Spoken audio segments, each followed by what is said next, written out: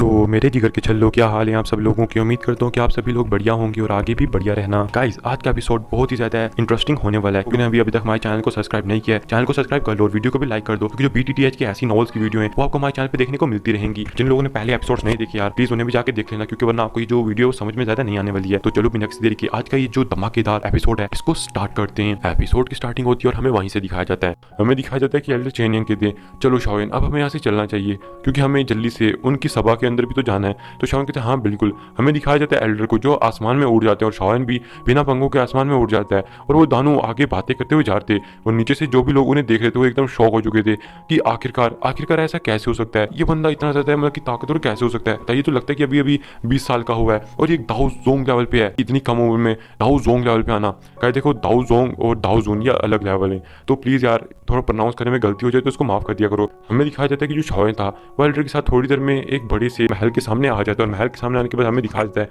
वहाँ पे गार्ड्स खड़े थे और वो जो गार्ड्स थे वो उन्हें देख के थोड़ा बहुत उनके सामने ग्रीट करते हैं। हमें दिखाया जाता है कि जो एल्डर चैन यंग थे वो एक सभा के अंदर जाते हैं और अंदर जाने के बाद जैसे वो दरवाजा खुलता है हमें दिखाया जाता है कि अंदर आने के बाद उनके सामने आप कह सकते हो साइड पे 10 आकृतियां बैठी हुई थी। इस क्लैन का लीडर था जिसको त्यान चैन कहा जाता है और इनका जो नाम है वो त्यान चैन जुनजे है। हमें दिखाया जाता है कि जो त्यान चैन होते हैं वो कहते हैं एल्डर आपने तो इस बार मतलब कि आने में सच में बहुत ज़्यादा देरी कर दी है। लेकिन हमें दिखाया जाता है जो चैन याओ होते हैं वो कहते हैं अरे मुझे माफ़ कर दीजिएगा जो मुझसे इतनी ज़्यादा देरी हो चुकी है। हमें दिखाया जाता है जो बाकी लोग बैठे थे वो भी एल्केमिस्ट थे और जो उनके साथ में लड़की खड़ी थी उसका नाम था त्यान यो। हमें दिखाया जाता है एल्डर कहते हैं क्या फिक्र मत कीजिए, इस बार मैंने जिस एल्केमिस्ट को लाया है वो बिल्कुल भी कोई नॉर्मल एल्केमिस्ट नहीं है, वो एक ग्रैंड मास्टर कहलाने के लायक है। ये देख के तो आसपास के जो एल्डर होते हैं वो कहते सच में यार इस बंदे ने किस एल्केमिस्ट को ले आया जिसको ग्रैंड मास्टर कहलाने का मतलब जिसको ग्रैंड मास्टर का टाइटल दिया जा सकता है, क्योंकि ग्रैंड मास्टर का टाइटल एक 7th लेवल के पिल रिफाइनर या फिर एक 6th लेवल के एल्केमिस्ट को दिया जा सकता है। हमें दिखाया जाता है कि तभी वो कहते हैं एल्डर यान जियो जल्दी से अंदर आ जाइए। हमें दिखाया जाता है तभी एक दुबली पतली आकृति एक दरवाजे से बाहर आती है जिसने काले वस्त्र को पहन रखा था और उसका जो चेहरा था वो भी बहुत ज्यादा यंग था। हम ये देख के जो आसपास के लोग थे हमें दिखाया जाता है बहुत ज्यादा शॉक हो जाते हैं और कहते हैं ये तो 20 साल का लगता है, आखिरकार इसको ग्रैंड मास्टर का टाइटल किसने दे दिया, ये कोई बच्चों का खेल है क्या जिसको ऐसे भी ग्रैंड मास्टर का टाइटल दे दो। हमें दिखाया जाता है कि जो शाओन था वो उनके सामने आता है आके और उनको आके ग्रीट करता है। ये देख के हमें दिखाया जाता है कि उनके साथ में जो लड़की खड़ी थी त्यान यूर वो बहुत ज़्यादा शौक हो जाती है और कहती इतनी कम उम्र में ये बंदा दाओ जोंग लेवल तक आ चुका है, क्या ये मतलब कि मेरी प्रतिस्पर्धा कर सकता है। हमें दिखाया जाता है कि वो जो लड़की थी खासकर बहुत ज़्यादा शौक हो चुकी थी, क्योंकि अपने क्लैन के अंदर वो बहुत ज़्यादा जीनियस मानी जाती थी और वो भी एक दाओ जोंग लेवल की वॉरियर थी और उसके क्लैन के अंदर आप कह सकते हो उसकी अच्छी खासी प्रतिष्ठा थी कि हाँ भाई वो जीनियस के अंदर भी एक जीनियस है, उसकी जो प्रतिभा है राक्षस की तरह है। लेकिन आज उसे जब शाओन को देखा तो वो शौक हो गई थी, उसे तो बस अपने दिल में ये डाउट था कि सच में ये बंदा इतना जीनियस है भी या नहीं। हमें दिखाया जाता है शाओन उनके सामने आता है, एल्डर चैन यंग होते हैं वो कहते हैं तुम्हारी जो उम्र देख के लगता है कि तुम अभी बहुत छोटे हो। तो शाओन कहता है कि हाँ मैं अभी चाहे बहुत छोटा हूँ लेकिन मेरी जो पिल रिफाइनिंग की क्षमता है वो सच में बहुत ज़्यादा अच्छी है। तो ये देख के एल्डर चैन यंग कहते हैं फिर तो बहुत अच्छी बात है, दरअसल मैं एक पिल को रिफाइन करने की कोशिश कर रहा हूँ, तो क्या पता अगर तुम उसमें मेरी मदद कर सकते हो तो ये तो बहुत अच्छी चीज़ हो जाएगी। तभी वो शाओन को कहते हैं कि तुम उस सीट पे जाके बैठ। एल्डर चैन या सीधा शाओन को कहते हैं शाओन एल्डर जियो यान यहाँ पे आके बैठ जाएगी, कि शाओन वहाँ पे जाके बैठ जाता है। हमें दिखाया जाता है कि वहाँ पे बैठने के बाद जो शाओन होता है एक चाय की पाई को लेता है और पीने लगता है। तभी हमें दिखाया जाता है वहाँ पे एक एल्डर को जो कि मतलब कि आपके देख सकते एक लेवल 6 के पिल रिफाइनर थे जिनका नाम ग्रैंड मास्टर मुंह था। वो बंदा कहता है कि सच में ना जाने कैसे कैसे लोगों को यहाँ पे उठा के ले आया जाता है, वह छोटे से बच्चे, आखिरकार ऐसे लोगों को लाने की क्या जरूरत है जो कि इन्हें युवा दिखते हैं, आखिर हम तो है ना, हम यहाँ पे पिल रिफाइन करके दे सकते ना, तो इस छोटे से बच्चे को यहाँ पे लाने की क्या जरूरत थी। वो जो एल्डर मतलब ग्रैंड मास्टर मुंह था वो सीधा सीधा कहता था क्योंकि वो एक लेवल 6 का एल्केमिस्ट है इसलिए वो इतना ज़्यादा अहंकारी होने की कोशिश कर रहा था।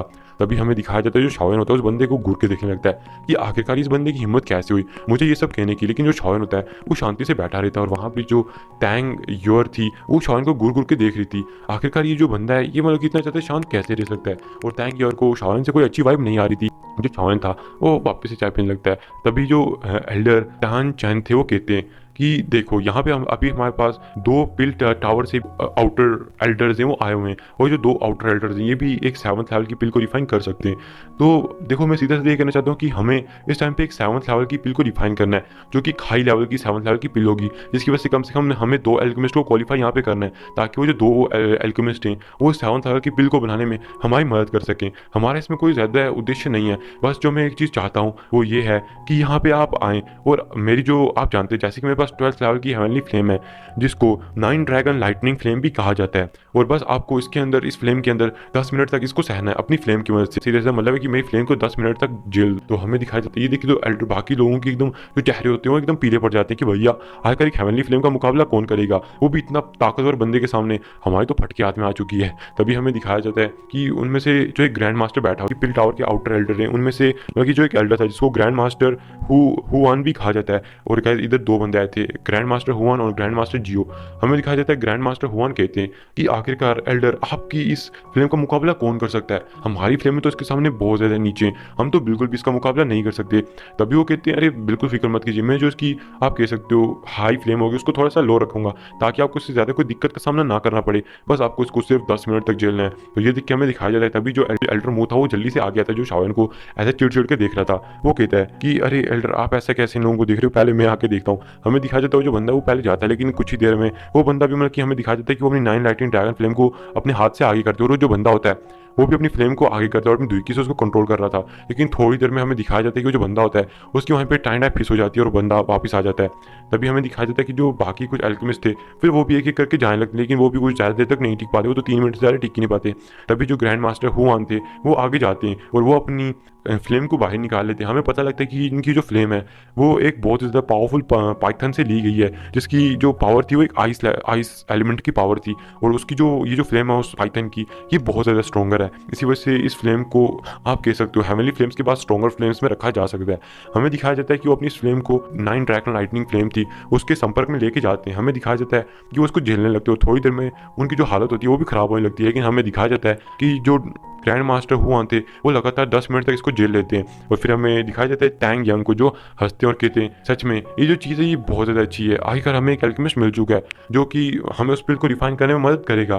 तभी हमें दिखाया जाता है कि जो ग्रैंड मास्टर जियो थे वो भी आगे आते और वो भी अपनी फ्लेम को बाहर निकालते, लेकिन उनकी जो फ्लेम थी ग्रैंड मास्टर हुआन की फ्लेम से थोड़ी बहुत ही कमज़ोर थी। हमें दिखाया जाता है कि वो भी अपनी फ्लेम से उनकी फ्लेम का सामना करने लगते हैं, लेकिन वो सिर्फ 7 मिनट तक टिक पाते हैं और उससे ज़्यादा नहीं टिक पाते, जिसकी वजह से वो भी हार मान लेते हैं। और ये देखिए जो एल्डर चैंग यन थे उन्हें कहा शावन से कोई ज़्यादा उम्मीद नहीं थी, उन्हें लग रहा था कि बहुत ज़्यादा युवा है यानी कि यंग है, तो इसके पास आएगा कौन सा ही कौशल होगा।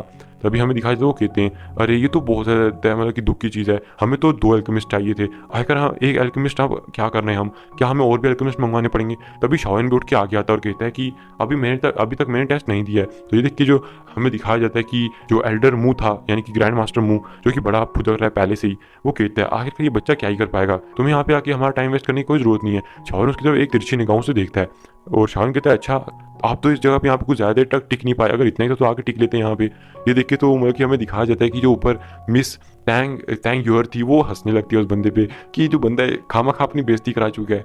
और तभी जो टैंग चैन थे वो अपनी बेटी की तरफ देखने लगती है। ये देख के जो उनकी बेटी होती है वो चुप हो जाती है और वो जो ग्रैंड मास्टर मुंह था उसकी तो मतलब की शक्ल देखने लायक थी। हमें दिखाया जाता है शाओयन आगे जाता है, तभी वो अपनी ग्लेश फ्लेम को बाहर निकालता है और आगे उनकी फ्लेम की तरफ भेज देता है। हमें दिखाया जाता है जैसे ही जो शाओयन की ग्लेश फ्लेम थी वो आगे जाती है, वो जो ड्रैगन थे यानी कि 9 लाइटनिंग ड्रैगन, आपको पता है वो फ्लेम है तो उसमें ड्रैगन तो होंगे ना, वो जो ड्रैगन होती है वो जाके उसकी शाओन की फ्लेम की तरफ आसपास घूमने लगते हैं। हमें दिखाया जाता है जैसे ही वो शाओन की फ्लेम को काटने के लिए आगे दौड़ते हैं तभी वो वापस से पीछे आ जाते हैं और डर के मारे पीछे घूमने लगते हैं और बस वो शाओन की फ्लेम के आसपास घूम रहे थे। ये देख के तो आसपास के जितने भी लोग थे वो सारे शौक हो जाते हैं, कहते अरे ये तो एक हेवनली फ्लेम है। और देखा जाए तो अगर जो मतलब कि जो 9 ड्रैगन लाइटनिंग फ्लेम है अगर ये भी उससे डर चुकी है तो इसका मतलब कि ये उनकी फ्लेम से भी ज़्यादा ताकतवर है, क्या ये 12th रैंक से भी ज़्यादा पावरफुल है। हमें दिखाया जाता है कि वो ऐसी बात कर रहे थे, यहाँ तक कि जो टैंग चैन थे वो भी शौक हो जाते हैं कि इस बंदे की प्रतिभा आखिरकार कितनी ज़्यादा है, इस बंदे ने इस फ्लेम को मतलब कि कंट्रोल कर रखा है, ये तो सच में कोई नॉर्मल बंदा बिल्कुल नहीं रखता, इसकी जो प्रतिभा वो तो एक राक्षस की तरह लग रही है मेरे को।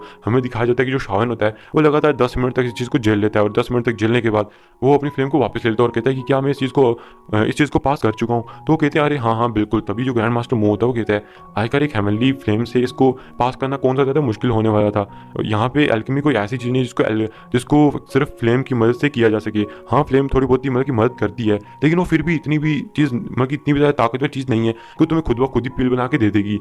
तो शावन कहता है अच्छा आपको इतनी चीज़ें बोलने से मतलब कि डर नहीं लगता कि अगर वो जो पिल है मैं उसको बनाने में सक्षम हो गया तो आपके पास कोई लास्ट पे कोई चेहरा नहीं बचेगा, आप किसी को भी अपना चेहरा दिखा नहीं पाओगे। ये देखे तो ग्रैंड मास्टर मुंह की और ज़्यादा फट के हाथ में आ जाती है कि बंदा कैसे बोल रही है, इसने तो मेरी इज्जत की धज्जियां उड़ा दी है। फिर हमें दिखाया जाता है तभी एल्डर टैंग चैन की आप फिक्र मत कीजिए, जो भी आप में से फेल हो चुका है आप मेरी बर्निंग फ्लेम वैली को जानते हैं, मैं आपको तब भी रिवॉर्ड दूंगा। अगर आपको उस रिवॉर्ड के बदले कुछ और चाहिए तब भी आप मांग सकते हो। तभी शाओलिन कहता है, एल्डर क्या मैं आपसे एक चीज़ को मांग सकता हूँ? तो वो कहते हैं, एल्डर एल्डर तैंगचेन कहते हैं कि हाँ तुम मुझसे मांग सकते हो। आखिर तुम उन 2 अल्केमिस्ट में से एक तुम्हें क्वालिफाई हो, तुम्हें जो ज़्यादा रिवॉर्ड मिलेगा।